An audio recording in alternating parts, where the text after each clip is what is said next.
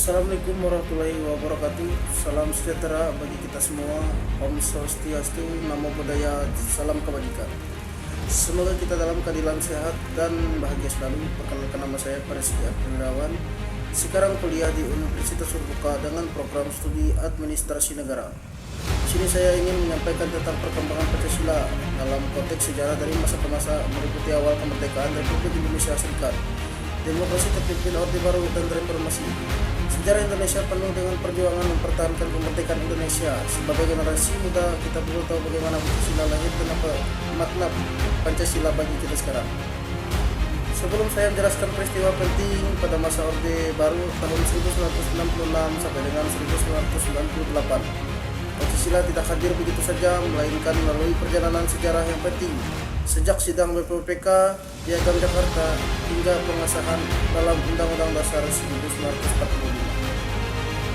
Para pendiri bangsa berjuang merumuskan dasar negara yang dapat menyatukan seluruh rakyat Indonesia. Menjalankan ini kemudian berlanjut dalam konteks sejarah bangsa dari masa ke masa. Awal kemerdekaan RIS, demokrasi terpimpin Orde Baru hingga reformasi.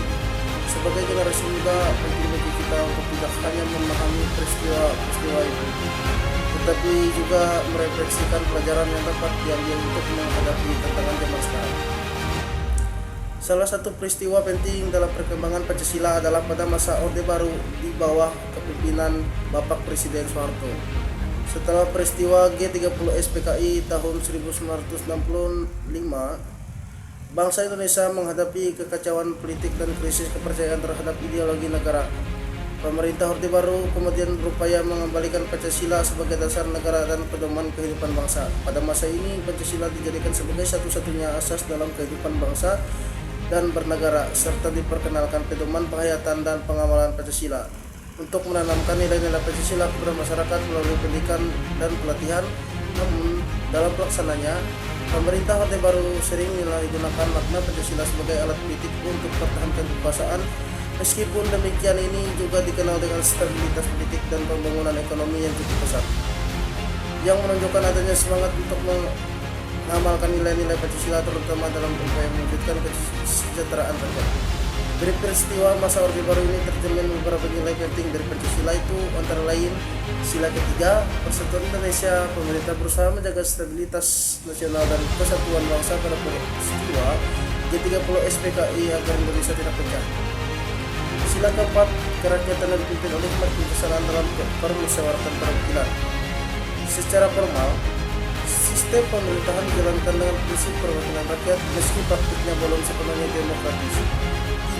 Sila kelima, keadilan sosial bagi seluruh rakyat Indonesia melalui pembangunan ekonomi dan program pemerintahan. Hasil pembangunan, pemerintah berupaya meningkatkan kesejahteraan rakyat.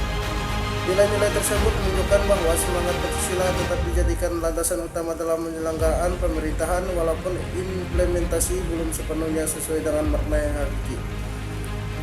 Dari peristiwa tersebut, pelajaran yang dapat kita ambil adalah peristiwa masa Orde Baru memberikan pelajaran berharga bagi kita semua bahwa Pancasila harus diterapkan secara murni dan konsisten.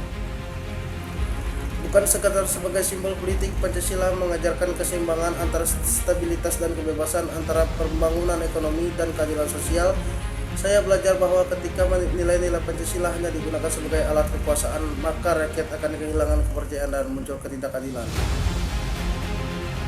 Bagi generasi muda saat ini, nilai-nilai Pancasila dan Orde Baru tetap relevan untuk kehidupan kembali dengan cara yang lebih terbuka dan demokratis. Generasi muda perlu meneladani semangat kerja keras dan cita tanah air dari masa itu. Kesimpulan dari saya, masa Orde Baru menjadi fase penting dalam perjalanan sejarah Pancasila. Sebagai dasar negara, peristiwa ini mengingatkan kita bahwa Pancasila harus dipahami dan diamalkan secara tulus, bukan sekedar dijadikan alat politik.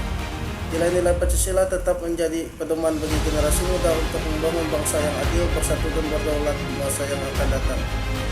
Sekian penjelasan dari saya. Sebelum dan sesudah, saya Pareski Apriliawan mengucapkan terima kasih. Assalamualaikum warahmatullahi wabarakatuh.